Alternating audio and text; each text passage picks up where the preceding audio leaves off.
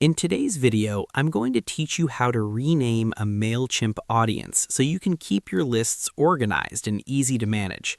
Clear and consistent audience names make it much simpler to run campaigns, segment subscribers, and avoid sending emails to the wrong list. Start by signing into your Mailchimp account and looking at the left-hand navigation.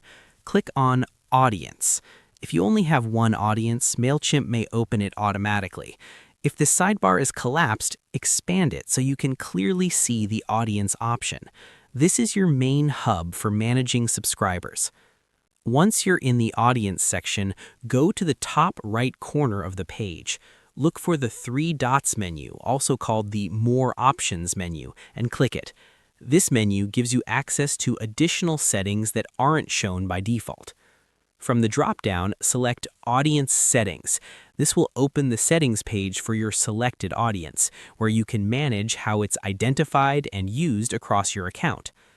Near the top of the settings page, you'll see your current audience name.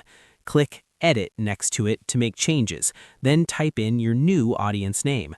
Try to keep it short, clear, and descriptive. For example, you might include your brand name, region, or purpose, like Main Newsletter, North America Leads, or Event Updates. Once you're happy with the new name, confirm the change. Mailchimp will apply it immediately, and you'll see the updated name across your account wherever that audience appears. If it doesn't update right away, simply refresh the page. A few important things to note. Renaming an audience does not affect your subscribers, tags, or segments. It also won't impact past campaigns. They'll remain linked to the same audience. If you're unable to edit the name, you may need higher permissions from your account administrator. And that's it. Just go to Audience, open the three dots menu, select Audience Settings, and edit the name. Thanks for watching. If you found this helpful, don't forget to like the video and subscribe for more quick and practical tutorials.